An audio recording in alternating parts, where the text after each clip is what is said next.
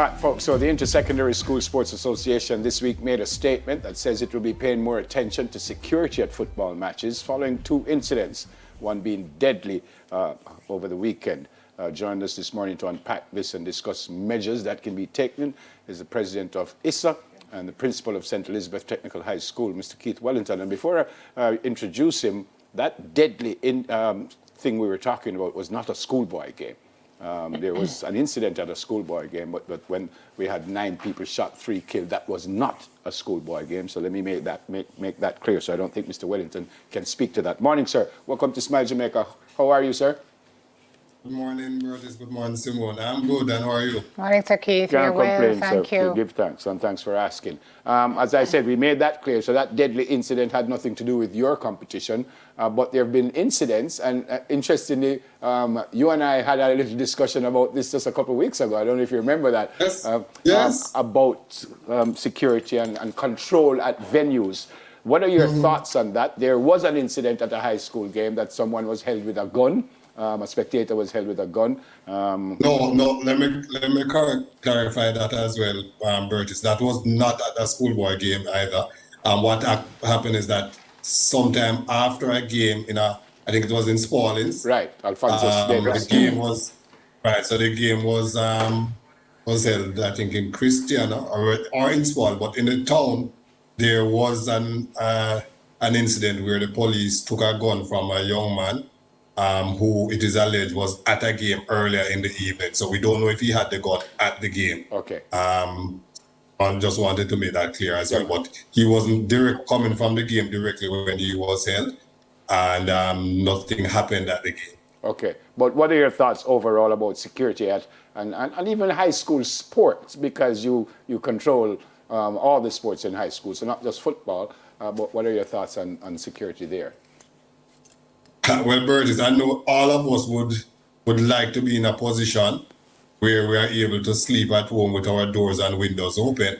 Unfortunately, we are not at that level of security now, and hence, everywhere we are, we have to be mindful of the need to have secure measures around us. And for us as ISA school organizers of school activities, we are really concerned because we typically expect sporting activities to be fun-filled and to be away from violence. And we know that, quote-unquote, bad men, even when they get to games, they usually get there to enjoy themselves and not to be involved in violent activities. And so we are really concerned that it is getting to the point now where we have to really pay special attention to security at our sporting competitions. One of the concerns I have is that most of our competitions, most of the games in our competitions are really local-based, community-based games where they are held at fields within a community.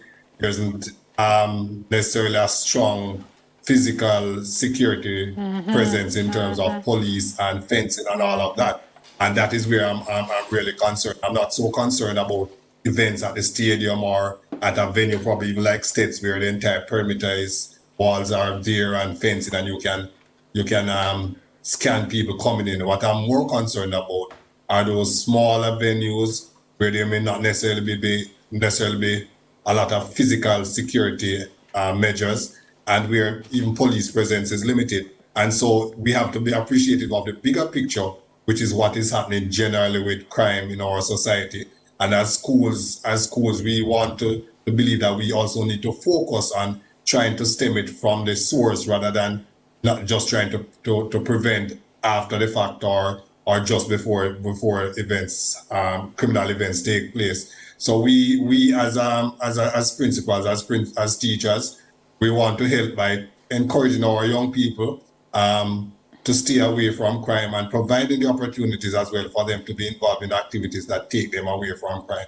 But so I want to ask you, Sir Keith, about some of the things that you're seeing. So you've clarified that the incidents we heard about were not directly linked to schoolboy football, but you did speak of the some of the matches being held at the community level.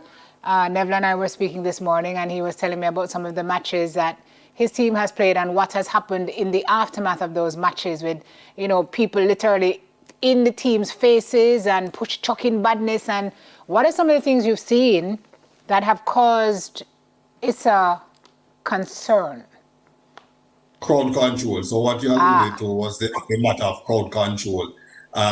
We have to ensure that all right, so for most of these games, each school is responsible for organizing the physical space that the game is held and securing it. So we have a rule that says that there must be at least 2 uniformed policemen present at the game, not to hold the gate per se to ensure that money is collected, but to provide security for teams and officials and patrons.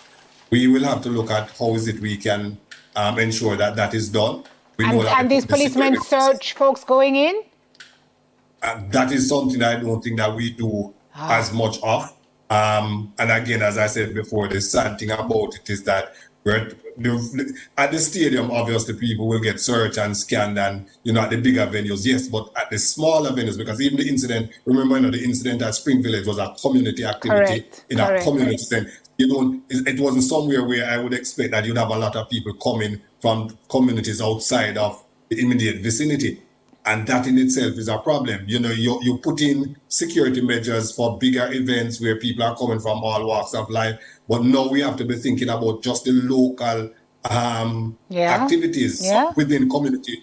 You have persons now are going to be, have their differences locally, and they wait until something's organized where persons are exposed and seek to do damage there, and that is really, really of concern for us. Mr. President, I hear you when you say the stadium and Sabina Park and stuff, but even there, sir, and I've been lucky to play in a couple of finals at the National Stadium and at Sabina Park. Even there, sir, at the end of the game, the stadium feels full of people. I mean, people running all over the place at Sabina Park, which is where we had our discussion about people all over the place. We had a game yesterday, and I was telling Sim about it. At the end of the game, all over the place. And these are youngsters, so you lose and you're crying and stuff, and people in your face and say you're no good and you forget.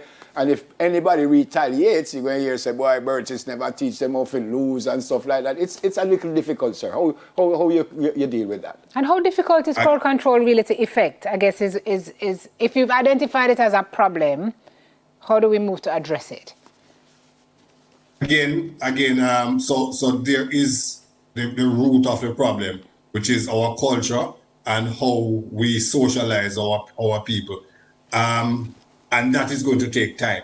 But the immediate concern has to be addressed through tighter physical security in terms of where do we have our games? Are these venues secure enough? Can you stop someone from just easily getting onto the playing area?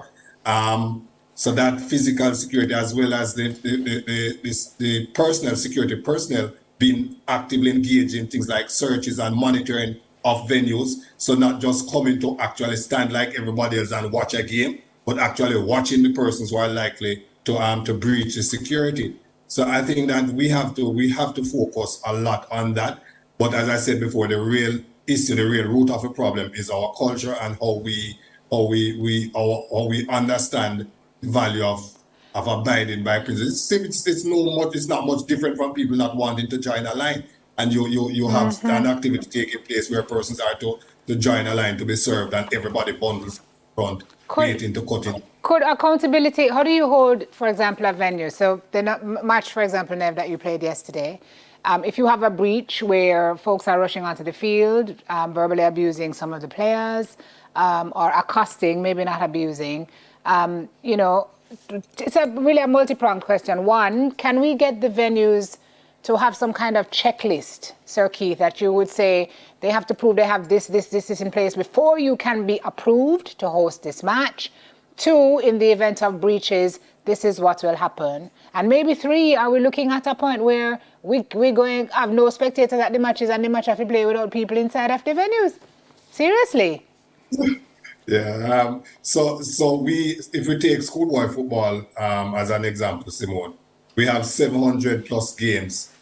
We can barely find adequate fields to host these games. Okay. When we get to the stage where we end up with maybe 16 teams left in the competition, then we are able to use better secure venues.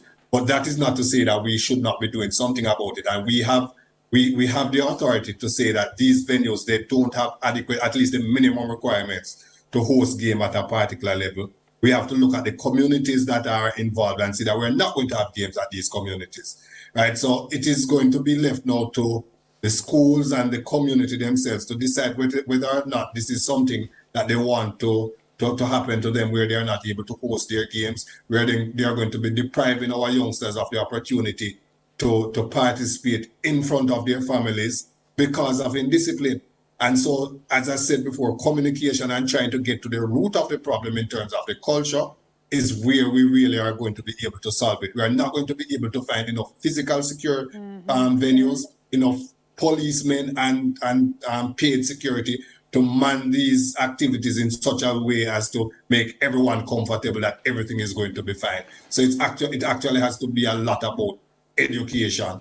And, you know, it's as I said, it's a problem that we have to address nationally, not because of football games, but because every one of us would like to go to our beds and sleep with our windows and doors open. Yep. We have to go. Thank you, sir. We have to go. I see your school doing very well, sir. So good luck as you move on. Hopefully we will meet in the Olivia Shield. Good to see you, sir. Watch ya. Well, that means you'll recover from yesterday. I hope so. Hey, whoa. I hope so, sir.